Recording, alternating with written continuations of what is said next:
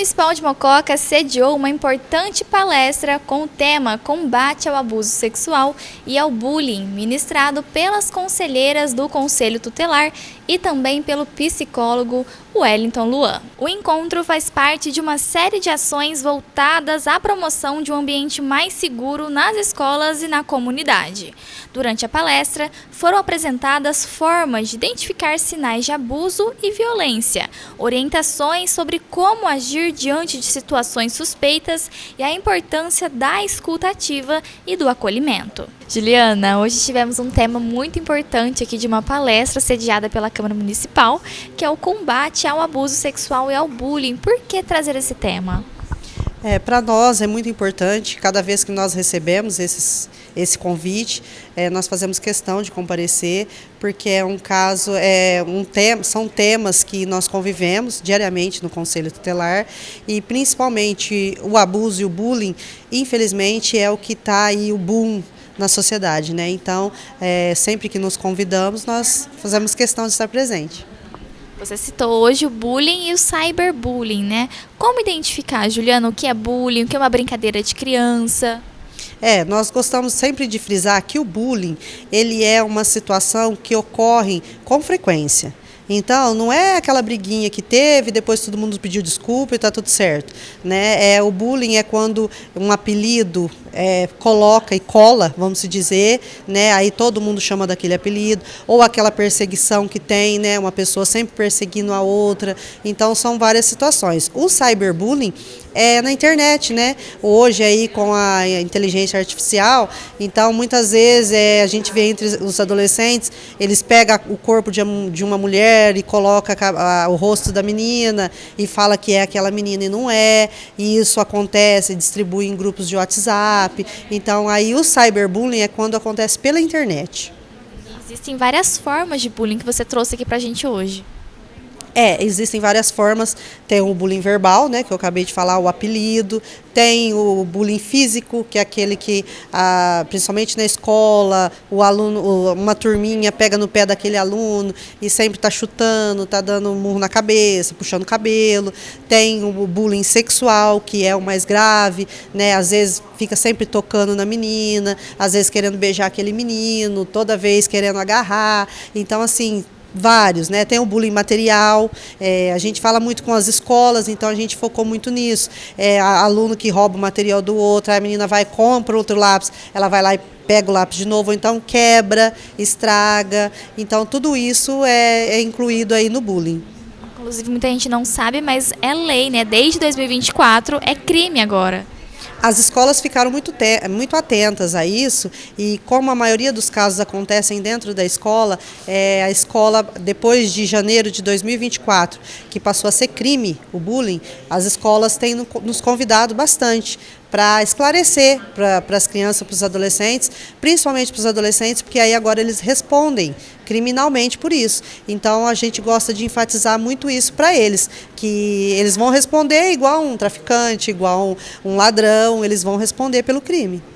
No caso do abuso sexual, Juliana, tem alguma dica que você poderia passar para a população para ficar mais atenta, né, nas crianças, às vezes um vizinho, né, uma criança pequena, nas escolas também? Nós temos uma parceria muito grande com as escolas, porque hoje com o ensino integral, a maioria das escolas, a criança fica mais parte do tempo na escola, né? Vai para casa só dormir praticamente. Então as escolas, nós tivemos muitos casos de abuso sexual que a criança ou adolescente relatou na escola, para a professora, relatou para uma amiga, a amiga foi e contou para a professora, e é muito sério isso. A gente tem que observar o quê? O abusador, ele não tem cara de mal. O abusador não tem cara de bravo, né? Ele é aquele tio legal, é o padrasto que cuida bem, é o pai muito carinhoso. E, infelizmente, o abusador está dentro de casa. Nós temos casos de abusos de desconhecido? Temos, mas é muito pouco, né? O irmão, nós temos casos de irmão. Então, assim, os responsáveis observar Se aquela criança era alegre, por que agora ela está fechada? Por que agora ela está triste? Se essa criança era quieta, fechada, por que agora ela está agitada, não está dormindo de noite? Por que ela está chorona? Por que agora ela está comendo muito? Ou então agora ela parou de comer? Então, todos esses sinais não relata só o abuso, mas alguma violência que ela vem sofrendo, sendo ela psicológica, sendo ela sexual, sendo ela física. Então, a observação é muito importante. É muito importante a gente trazer para o conhecimento de toda a população assim, a importância de buscar o conhecimento, de ter esse olhar para acolher, né, as crianças, para acolher as pessoas, a gente ter esse olhar humano, né, sobre esse assunto. E a escola e a família podem trabalhar juntos nessa prevenção? Não só podem, como devem trabalhar juntos, sim, né, envolvendo sempre, assim, buscando a ajuda dos profissionais e se envolvendo também com a escola, em prol dos filhos. Hoje trouxemos casos de bullying, né, casos também de violência sexual, ainda apesar da quantidade de informação que temos, é um número alto? Sim, é bem alto, né? Por mais que a gente trabalhe para combater isso, sempre cresce sim, mas está diminuindo sim. Né? Com o trabalho em conjunto, a gente está conseguindo combater isso bem sim. É um dever de todos, então, ficar mais atentos, como vocês disseram aqui hoje, olhar o comportamento, principalmente das crianças, dos jovens. Exatamente. Guilherme, hoje você veio prestigiar essa palestra, né? Que a gente estava conversando aqui antes, que antigamente não era um tema tão debatido quanto é hoje. Realmente. Quando a gente recebeu o convite, eu vim acompanhar o meu namorado Wellington.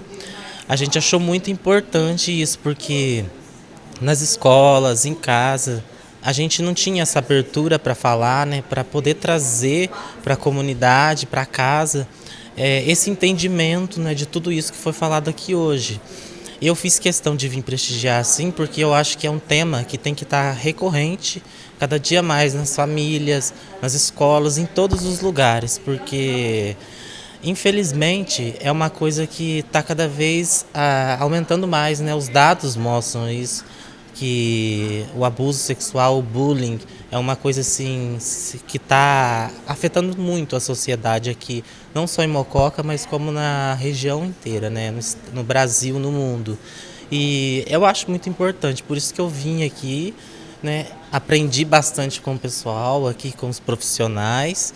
Eu não sou da área, mas eu me interesso porque a gente que tem esse olhar diferente, que consegue ver, pode ajudar um vizinho, um familiar, né, que não tem esse conhecimento. A gente fala, não, eu lembro daquela palestra que eu fui e é isso que está acontecendo. E a gente consegue acionar, né, os órgãos responsáveis, os profissionais. Eu acho isso muito interessante. Bom, para crianças até 11 anos, 11 meses e 29 dias, né, que é criança, não tem punição. O que tem? Tem medida protetiva, porque nessa fase a criança está em desenvolvimento e ela precisa de proteção. Então, a proteção geralmente é encaminhar para projeto social, encaminhar para psicólogo, encaminhar para o CREA se ele foi vítima, né, ele ou ela, de alguma violência. Quando em relação ao adolescente, ou seja, acima de 12 anos, aí tem as medidas socioeducativas que o juiz pode aplicar. Então, nós temos a advertência, a obrigação de reparar o dano, nós temos a orientação, tem a liberdade assistida, tem a semi-liberdade, a prestação de serviço à comunidade e, em último caso, tem a internação na Fundação Casa. Então, essas medidas são aplicadas pelo juiz e o tempo, né, o caso, por exemplo, em relação ao bullying, ao crime, que hoje é criminalizado, é o juiz que vai aplicar. Lembrando que, muitas vezes, o crime de bullying ele pode estar associado a outros crimes. Por exemplo, se é uma questão racial, então tem o crime do racismo. Se é uma questão relacionada à orientação sexual, então é um crime de homofobia. Então, às vezes, o bullying não vem sozinho, tá? E em relação à criança e à medida protetiva, muitas vezes a gente tem que fazer o acolhimento da criança, né? Porque ela está desprotegida, porque a família não consegue dar o suporte que ela precisa. E aí, nesses casos, tanto criança quanto adolescente, se estiver em situação de não estar protegido, a gente faz o acolhimento da criança. E se não tiver família extensa. No caso de bullying e de abuso sexual, quais são os canais de denúncia? Olha, o canal mais importante é o Disque 100, né? E nós temos lá a sede do Conselho Tutelar. Ela funciona das 7 da manhã às 17 horas, sempre com 1 ou 2 conselheiros na sede, para poder orientar e fazer os encaminhamentos. Nós recebemos pessoas e recebemos denúncia anônima também, então a pessoa vai lá e fala, olha, eu não quero me identificar, mas eu vim fazer uma denúncia anônima. Então, vai ser respeitado. Então, às vezes é uma denúncia por telefone, às vezes a pessoa vai lá e não quer se identificar.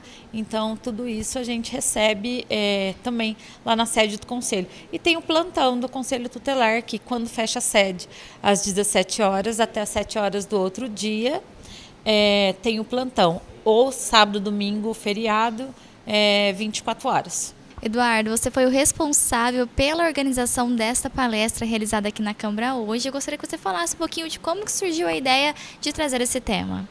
Então, é um tema muito pouco comentado, né? E então, assim, eu tive essa ideia de trazer esse tema, até porque é a nossa obrigação de abordar tudo isso, né? E hoje tivemos a presença do Conselho Tutelar, inclusive explicando um pouquinho do trabalho deles, né? Você já tinha noção de como que era o trabalho realizado por eles? Sim, eu venho acompanhando um pouco sobre o Conselho Tutelar, sobre abuso sexual de criança e adolescente, sobre bullying. Então, assim, igual eu falo, a gente, como população, a gente tem que denunciar e fazer esse bate-papo para alertar as pessoas. E como que foi para você, então, o final dessa palestra, realizada pelas conselheiras e também pelo Wellington? Foi uma experiência muito boa. E em breve a gente vai estar fazendo outra. Eu quero agradecer o Wellington, o Conselho Tutelar e a todos que participaram. E a TV Câmara. E para rever novamente essa matéria, acesse os canais oficiais da TV Câmara Mococa.